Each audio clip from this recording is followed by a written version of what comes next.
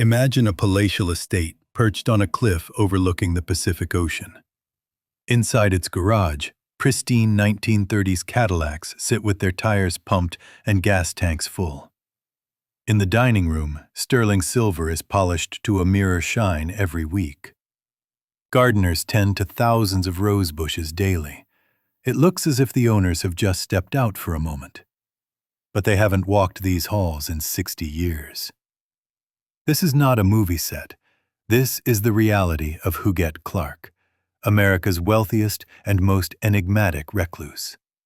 A woman who possessed a fortune of $300 million and three of the most magnificent residences in the United States, yet chose to spend the last 20 years of her life in a windowless hospital room, playing with dolls.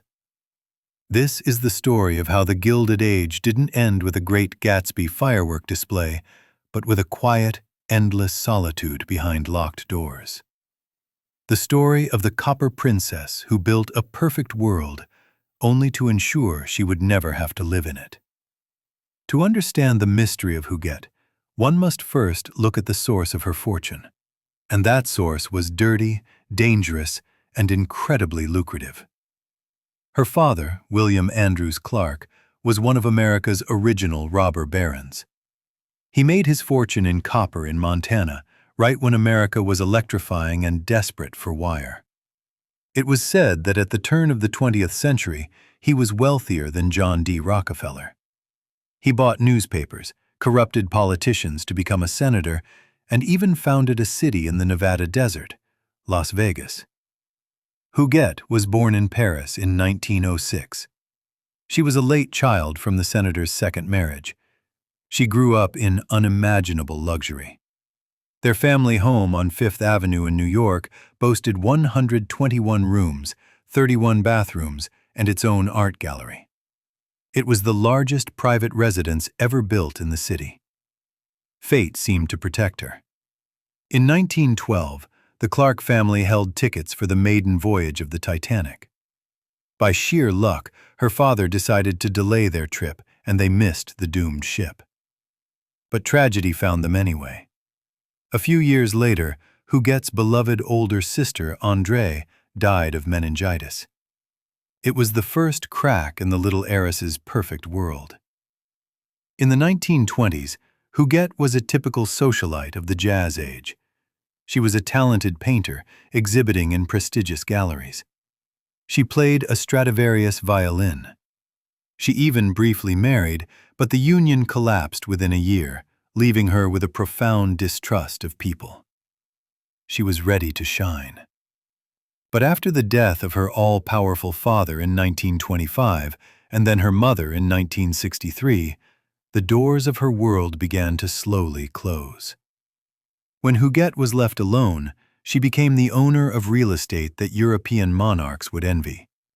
But instead of filling these homes with life, she turned them into the world's most expensive time capsules. She owned 3 palaces, and each one held its own secret. The first is Bellosguardo in Santa Barbara, a summer residence on the oceanfront. Huguette last visited this house in the early 1950s, yet for the next 60 years, a full staff was paid, costing $40,000 a month, simply to maintain the illusion that the mistress might return at any minute. Linens were changed. The kitchen was stocked. Furniture was covered in sheets that were regularly laundered. It was a perfect home where no one lived. The second property is even stranger. At the height of the Cold War, fearing a nuclear strike on New York, Huguette purchased a massive estate in Connecticut, Beau Château. She spent millions renovating it. She owned it for 60 years.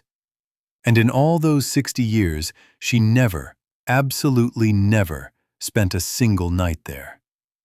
When appraisers entered the house after her death, they found a top-of-the-line General Electric refrigerator from the 1950s in the kitchen. It was still in its original wooden shipping crate, never plugged in for half a century. But the center of her strange world was her New York residence.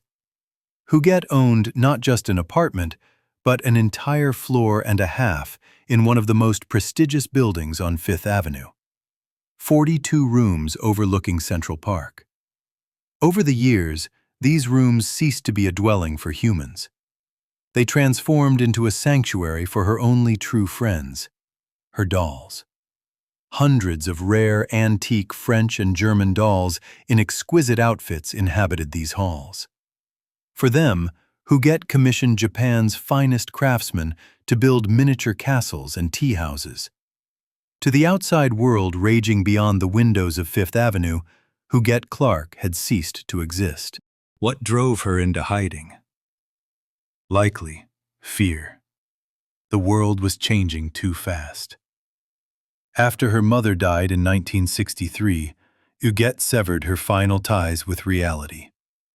She communicated only with a small circle of staff and lawyers, preferring to speak French, the language of her happy childhood. She paid generously for those who guarded her peace. Her lawyers, accountants, and few servants received massive salaries and gifts, becoming her only family. The turning point came in 1991. Huguette, now in her 80s, was found in her apartment in a horrific state. Emaciated, suffering from neglected ailments, surrounded by her doll collection. She was rushed to Beth Israel Hospital. Doctors saved her life. Physically, she recovered and could have returned to any of her palaces. But she refused. Huguette Clark, a woman worth $300 million, spent the last 20 years of her life in a standard hospital room, measuring just 300 square feet. She lived under a pseudonym. The shades were always drawn. Her world shrank to the size of that room, where she watched the Smurfs cartoons and dressed her favorite dolls, brought over from the apartment. She paid the hospital $1,000 a day for this safety.